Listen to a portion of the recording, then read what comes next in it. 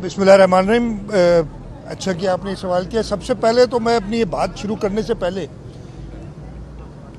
सैलाब के हवाले से चेयरमैन पाकिस्तान पीपल्स पार्टी बिलावल भुट्टो जरदारी साहब की विज़न की तारीफ़ करता हूँ।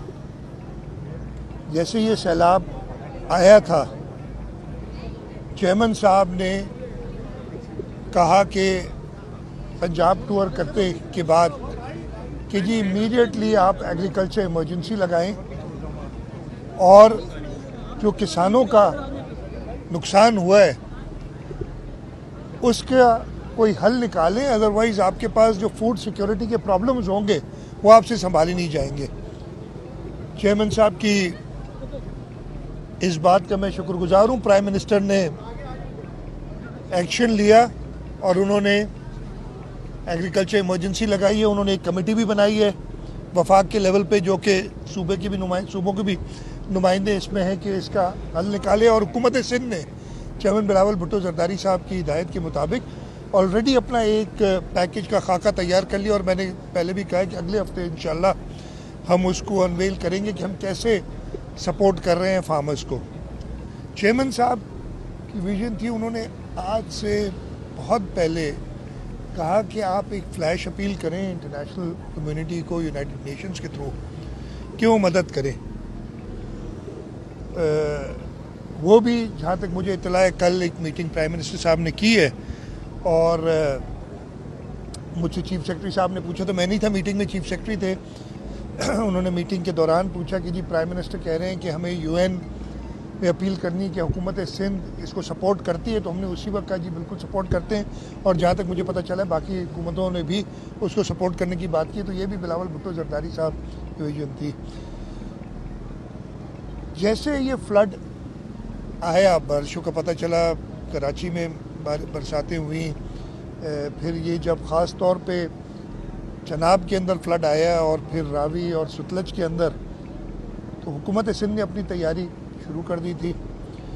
और मैंने यही कहा था कि जी हमारी प्रायोरिटीज़ ये होंगी, सबसे पहले लोगों की जान बचानी है, फिर हमने अपने बराजिस को सेव करना है, तीसरा हमने अपने जो डाइक्स हैं, बंद जो होते हैं, उनको सेव करना है। अल्लाह ताला का शुक्र है जो पीक थी फ्लड की गुड्डू बराज से, वो अब रिडक्शन शुरू हो गई है। इस वक्त सक्खर बराज पे पीक है और इंशाल्लाह आज के दिन में मैं एक्सपेक्ट कर रहा हूँ कि वहाँ पे भी रिडक्शन शुरू हो जाएगी।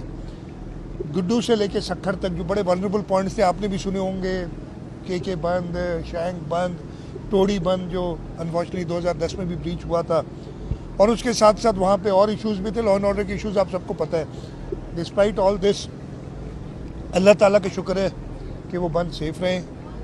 अब पानी सक्खर से डाउन स्ट्रीम कोठरी की तरफ जा रहा है, वहाँ पे भी हमारी इरिगेशन डिपार्टमेंट, हमारी डिज़ास्टर मैनेजमेंट, हमारे इलेक्टेड नुमाइंदे, हमारे जो वज़रा जिनकी ड्यूटीज़ लगाई गई हैं वो सब मौजूद हैं कि खैरियत से पानी आगे निकल जाए इस पूरे। और इंशाल्लाह कोठरी तक पहुँचेगा। कोठरी में आज से हफ्ता बाद तकरीबन, या हफ्ते से 10 दिन के अंदर पीक आएगी और हम काफ़ी वैसे रब के ऊपर दुआ है कि हमें कामयाब करे और ये पानी खैरियत से गुजर जाए। इस पूरे सिंध के अंदर जो सैलाब की तैयारी थी, मैं शुक्रगुजार हूँ हर एक का कि उन्होंने अपना रोल प्ले किया है। चाहे हुकूमत का तो करना ही था, हमारे इरिगेशन डिपार्टमेंट, हमारा डिज़ास्टर मैनेजमेंट, हमारी ज़िले इंतज़ामिया, हमारी हेल्थ, हमारी लाइफ स्टॉक डिपार्टमेंट, इन सब ने काम किया है। लोकल लोगों ने बेइंतहा कोऑपरेट किया है। जो हमारी हिदायत थी, हम तो इसलिए कि हमें तो कहा गया, जो प्रेडिक्शन थी कि 8 लाख से 11 लाख या उससे भी ज़्यादा क्यूसेक, 11 लाख क्यूसेक से ज़्यादा पानी आएगा, हमने उसके लिए प्रिपेयर किया था। अगेन ये मैं नहीं कह रहा कि हम कुछ भी हो जाता, तो मैं तकब्बुर करने वाला शख्स नहीं हूँ। अल्लाह ताला की मेहरबानी रही है कि ये अभी तक खैरियत से गुजरा और आगे भी उनसे अल्लाह ताला से दुआ है कि ये खैरियत से गुजरे। और मैं मीडिया का भी शुक्रगुजार हूँ कि बाय एंड लार्ज कोई ऐसी कभी कभी हो जाता है पैनिक फैलाने वाली बातें, अभी भी वैसे खैर वो आती हैं कि जी फलाना गांव डूब गया, फलाना, भाई कच्चे आया है, कच्चे के अंदर मैं ये कहूँगा तो फिर नाराज़ हो जाते हैं लोग, लेकिन लोग काफ़ी तो खुश होते हैं कि इनकी जो लोग कच्चे के रहने वाले हैं आप पूछ लें कादिर से, वो बताएगा। कच्चे में आप तो हैं काछे के, लेकिन जानते कच्चे वाले को भी जानते, बड़ी ज़रूरत है पानी की। तो वो खैर, लेकिन जो जिसको भी थोड़ी सी भी तकलीफ होती है, हम मौजूद हैं और इंशाल्लाह ताला उनका ख्याल रखेंगे।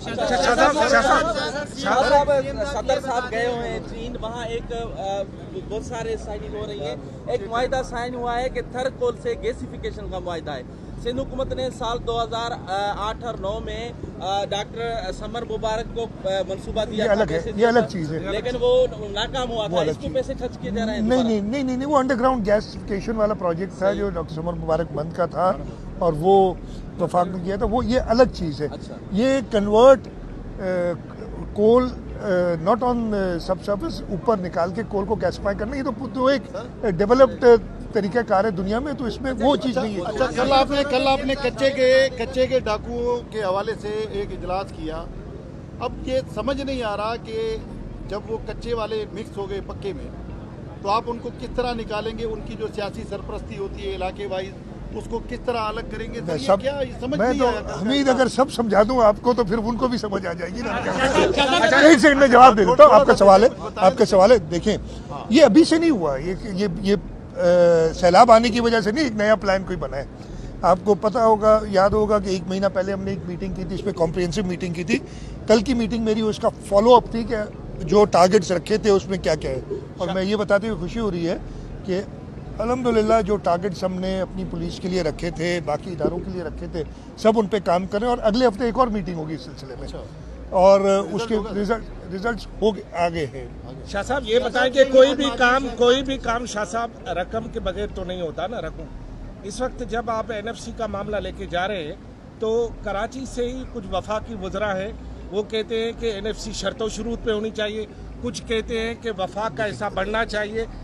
ये एनएफसी में आखिर मामला है क्या? कोई मामला नहीं है। एनएफसी जो है वो उसकी कॉम्पोजिशन होती है, नेशनल फाइनेंस कमीशन आर्टिकल 160 के तहत होता है, जिसके अंदर चारों सूबों के फाइनेंस मिनिस्टर एक नुमाइंदा होता है, एक वफाक फाइनेंस मिनिस्टर जो होते हैं वो करते हैं। वो अपने तरीके से करेंगे, कोई मामला नहीं, इंशाल्लाह सब करेंगे। ये फरमा दीजिए कि सिर्फ ये जो अभी ये और ये आखिरी इसके बाद, हाँ, एफबीआर एक दफ़ा फिर नाकाम हुआ है और मनी बजट 50 अरब रुपए की उन्होंने कलेक्शन मजीद नहीं की।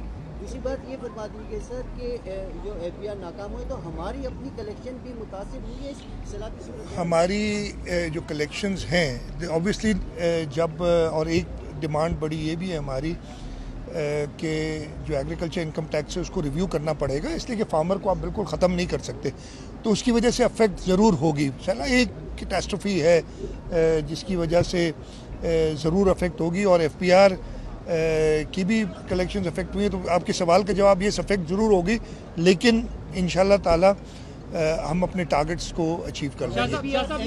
एफपीआर वाले तो हमारे, मैंने कहा था उधर, अब जैसे आपने सैलाब का बताया तो बड़े पैमाने पर लाइव स्टॉक और फसलें मुतासर हुई हैं, तो क्या आइंदा साल में कोई फूड क्राइसिस होगा? यार मैंने आपको बताया ना कि अगर हमने प्रॉपर स्टेप नहीं लिए, जो चेयरमैन बिलावल भुट्टो जरदारी साहब का विजन है कि एग्रीकल्चर इमरजेंसी प्रॉपरली इम्प्लीमेंट नहीं की, तो यस क्राइसिस होगा। बहुत क्लियर बात है। हमने ख़ास तौर पे गंदम, इस वक्त हम या तो ब्रेक इवन है या शायद हमारी गंदम की कमी हो जाएगी दिसंबर जनवरी के बाद। और उसकी वजूहत क्या है?